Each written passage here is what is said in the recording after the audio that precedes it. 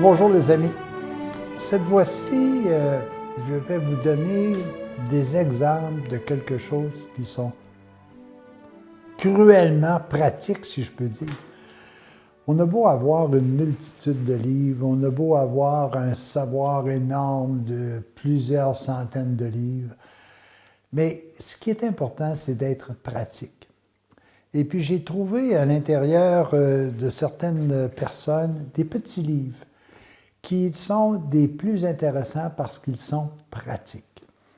Et je vais vouloir ici prendre quelques temps pour vous expliquer 3 façons d'être heureux. 3 façons qui sont fort simples et puis qu'on a tout simplement à appliquer petit peu à petit peu tous les jours et le bonheur est au bout. Premier exemple que j'ai, c'est cet immense livre que je vais vous présenter et qui s'intitule tout simplement « Pour vivre heureux ». Il est écrit par le père Eusèbe Ménard. Eusèbe Ménard, c'est un missionnaire, c'est quelqu'un qui a fait un travail énorme dans une fondation qui s'appelle les Missionnaires des Saints Apôtres, qui a été vécu là, dans l'Amérique du Sud et autres. Et lui a fait un ouvrage extraordinaire. Ça doit lui avoir pris énormément de temps pour faire ces 16 petites pages. Avec ces 16 petites pages appliquées, je peux être totalement heureux. Mais comme c'est lourd, puis c'est 16 pages, je vais quand même vous le résumer. Je vais vous le résumer en disant la chose suivante. Le père Ménard dit, tu veux être heureux? La première chose, vis au moment présent. Arrête de te tracasser avec ce qui s'est passé dans le passé, qu'il y a quelques années, avec des paroles qui ont peut-être été dites de façon très fortuite et puis qui t'ont blessé, avec des événements que de toute façon tu ne peux pas changer, avec une foule de situations où tu n'as plus aucun usage, sauf malheureusement de la rancœur, de la douleur. Vis au moment présent. Évite de te préoccuper de tout ce qui peut arriver demain, ce n'est pas encore arrivé. On peut prévoir des choses qui sont difficiles, attendons d'arriver. Nous aurons la force et la puissance à ce moment-là pour y faire face. Vivre au moment présent, c'est voir aujourd'hui ce que j'ai. Si tu es capable, puis ça c'est extraordinaire, de voir ce qui est beau, bon, juste aujourd'hui, tu vas passer une journée merveilleuse. Si tu répètes la même chose demain, ça sera extraordinaire. L'autre aspect que notre ami Ménard nous dit, essayez pas de trouver le bonheur ailleurs qu'en vous. Parce que si vous le trouvez à l'extérieur de vous, il n'est que de passage. Vous avez tout à l'intérieur de vous pour être heureux. Mais il faut d'abord que vous puissiez définir ce que c'est le bonheur pour vous. Que vous puissiez trouver des ancrages à l'intérieur de vous qui vous permettent de dire « Oui, voici ce qu'il y a de l'importance pour moi et qui me rend heureux. » Le bonheur est en vous. C'est vous qui décidez d'être heureux. Arrêtez de penser que c'est à cause des autres que vous êtes heureux ou que c'est à cause de d'autres personnes que vous ne l'êtes pas. Je vais vous apprendre une nouvelle. Vous êtes votre maître. Si vous n'êtes pas votre maître, c'est parce que vous octroyez ce pouvoir à d'autres personnes et à d'autres événements. Troisième élément que notre ami Ménard nous dit, arrêtez donc de vous prendre trop au sérieux. Vous vous donnez de l'importance, vous voulez vous donner de l'importance en vous prenant trop au sérieux. Ayez la joie dans votre cœur. Aujourd'hui, on veut tout savoir, puis il faut être très sérieux dans tout ça. Là. Non, c'est important, là, puis bon, et on évite à ce moment-là de voir une foule de choses qui sont excessivement intéressantes. Donc, arrêtons de se prendre trop au sérieux. Prenons la vie avec facilité. Arrêtons de nous faire des plans casse-tête, si vous voulez. On dirait toujours qu'il faut que nous autres, ça soit génial. Génial, pour moi, ça veut simplement dire que je ne comprends pas. Alors, si je passe mon temps à vouloir faire face à des choses que de toute façon, je ne suis pas intéressé à comprendre, bien, je vais me casser la tête pour rien, puis ça ne me donne rien. Le dernier aspect que l'abbé Ménard, le père Ménard nous dit, faites une chose, puis vous allez avoir du plaisir. Cultivons notre joie. Puis je vais vous citer ici quelques éléments qui sont intéressants. Comment cultiver la joie? Il nous rappelle, hey, c'est toujours l'heure de chanter, parce que c'est toujours l'heure de la joie. Il n'y a rien qui vous empêche de pratiquer un petit chant, de mettre en votre cœur, dans votre mémoire, une harmonie quelconque. C'est cultiver la joie en vous. Est-ce que tu es triste? Cherche autour de toi un service à rendre, une personne à consoler, une misère à soulager. Puis je peux vous dire une chose, tu vas retrouver immédiatement ta joie. Parce que c'est comme si, en quelque sorte, tu venais de te sentir utile. Faites-moi la grâce, Seigneur, de conserver sans cesse mon souci d'être dans la joie. Malgré ce qui est des fatigues, malgré les contrariétés, malgré les événements, fais en sorte que je puisse rechercher à l'intérieur de tout ce qui se réalise autour de moi et en moi de la joie. Vous savez, demain, là, ce qui est intéressant, c'est que le monde appartient tout simplement à ceux qui veulent vivre dans la joie, qui annoncent la joie. C'est là le bonheur. Sans ça, moi, je ne serais pas vraiment intéressé si je ne suis que de malheur à dire hey, « demain, j'ai donc hâte d'être malheureux demain ». Non, on veut tous être joyeux, puis ça, on le sait très bien. Alors, faisons en sorte que nous puissions véritablement être des personnes qui annonçons la joie. Et si tu veux remercier Dieu, rends tout simplement les autres heureux. Que tu puisses partager ta joie ou que tu puisses recevoir la joie de d'autres, voilà ce qui est important. Tu vas t'apercevoir que tu n'as vraiment pas le goût de te plaindre. Tu as tout simplement le goût d'être heureux. Alors, mon ami Ménard, avec ses 16 petites pages, transforme ma vie. Un autre aspect qui est intéressant aussi, puis que c'est pratique, ça s'appelle les accords Toltec. Toltec, là, c'est dans le bout du 10e, 11e siècle. C'est Don Miguel Ruiz qui a écrit ça. Et ces documents-là que l'on a ici, ce sont des documents qui sont importants, puis que moi, ils m'ont aidé énormément. Puis je vais vous essayer de vous simplifier ça d'une façon suivante. Et si véritablement vous voulez être en accord avec votre origine, vous devez d'abord, et ça, regardez bien, que votre parole soit impeccable. Si tu dis oui, dis oui. Si tu dis non, dis non. Mais ne dis pas peut-être bien. C'est essentiel que votre parole soit impeccable. Ce que vous dites, vous l'avez expérimenté. Vous ne faites pas que répéter ce que vous avez appris. Vous l'avez expérimenté. Et de toute façon, vous êtes gagnant. L'autre aspect, ne faites jamais de tout une affaire personnelle. Je vais vous donner un exemple. Une affaire personnelle, là, c'est qu'actuellement, il y a des problèmes, il y a des conflits commerciaux entre le Canada et les États-Unis. Et si j'en fais une affaire personnelle, je vais prendre parti.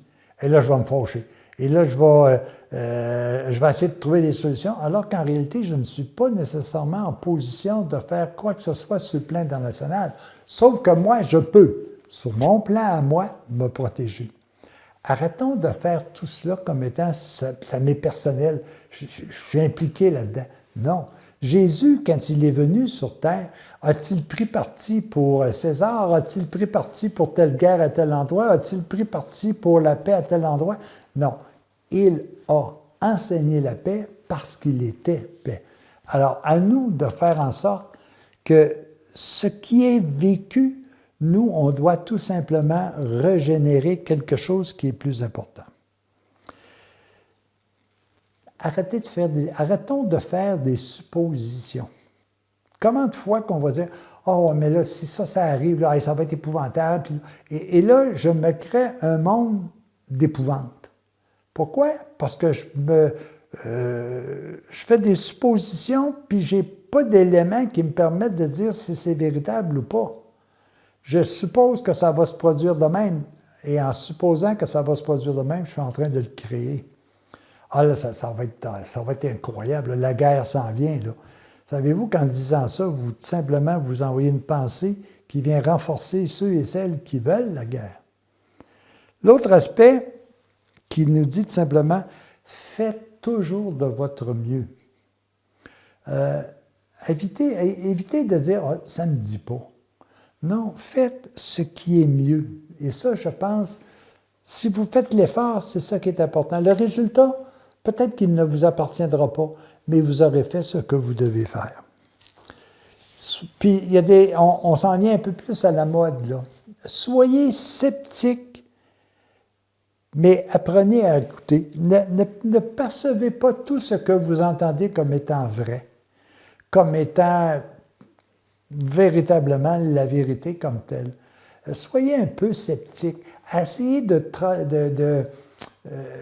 d'approfondir ce qu'on vous...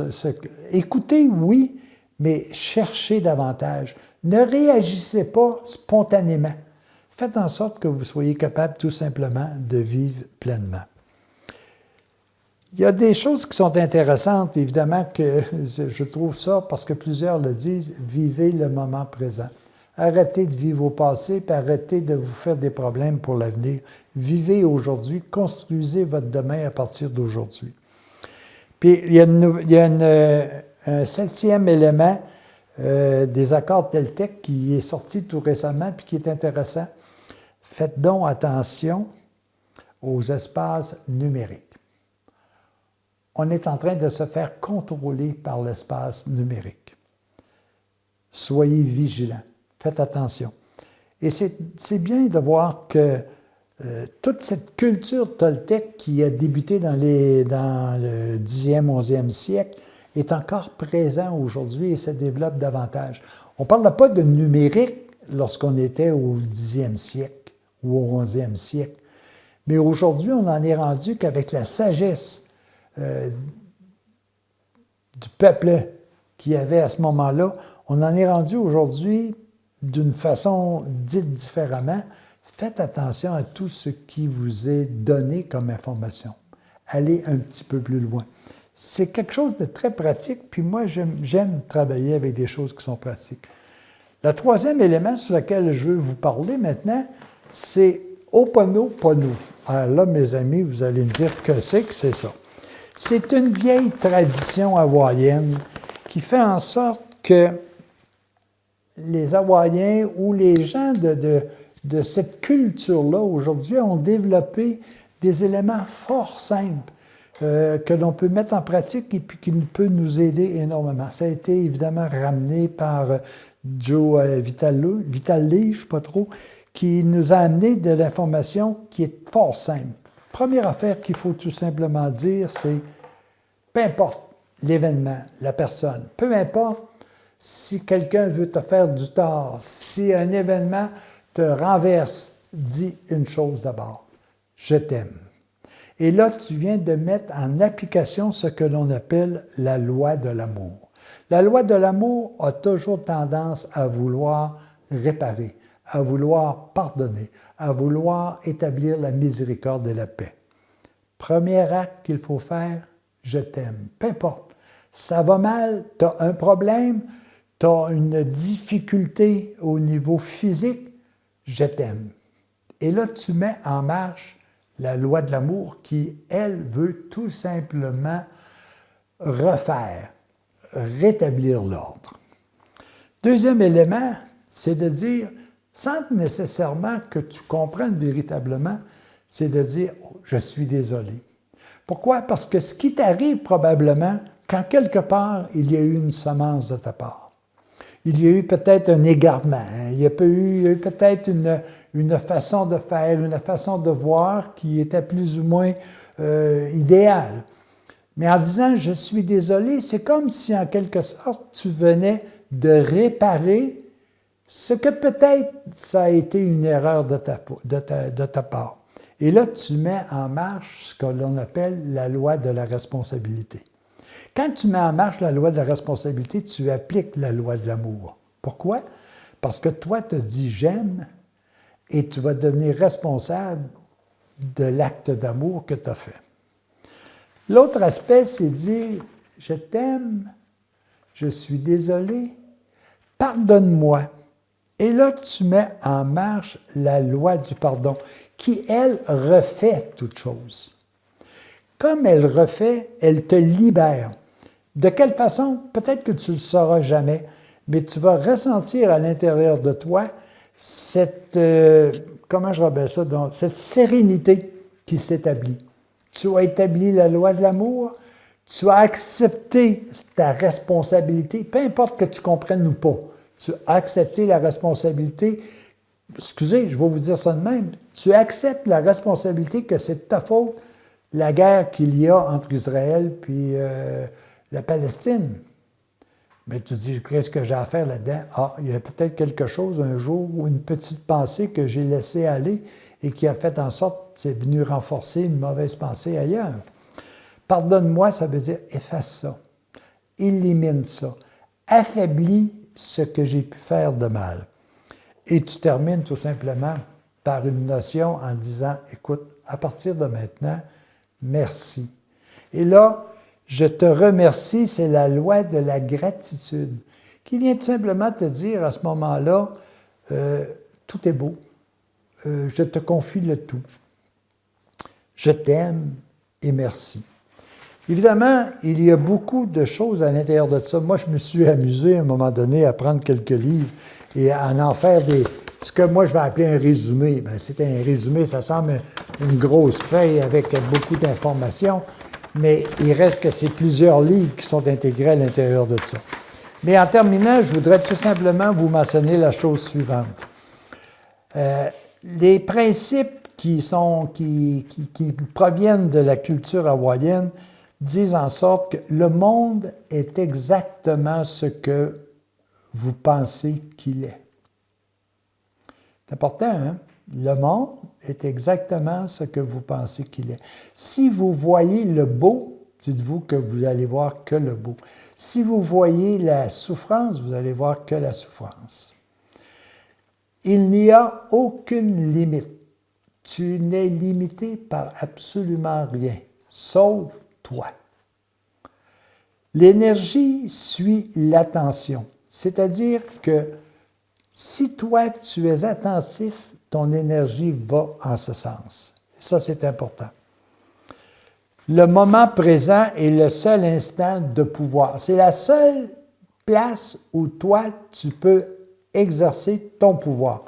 Le passé, tu ne peux pas absolument rien faire avec. L'avenir, tu ne peux pas prévoir tu peux prévoir quelque chose dans l'avenir, mais tu n'as aucun pouvoir sur ce qui va arriver définitivement. Aimer, c'est être heureux avec ce qui est, et non pas avec ce que j'ai pas eu, puis avec ce que je ne suis pas sûr d'avoir, puis etc. On mesure la vérité à l'efficacité de notre bonheur. Alors, tous ces éléments-là, les amis, écoutez, c'est essentiel et c'est tellement pratique. Il arrive un événement, tu dis « Oh, événement, je t'aime. Je suis désolé de ce qui se produit. Si j'ai une part, pardonne-moi. De toute façon, je te remercie parce que peu importe ce qui arrive, c'est parce que tout ça m'est utile pour que je puisse comprendre davantage. » Oui, Ho'oponopono, mes amis, à ce moment-là, c'est quelque chose qui est important et qui est fort pratique. Prenez la peine d'approfondir la façon de travailler de notre culture hawaïenne. À la prochaine.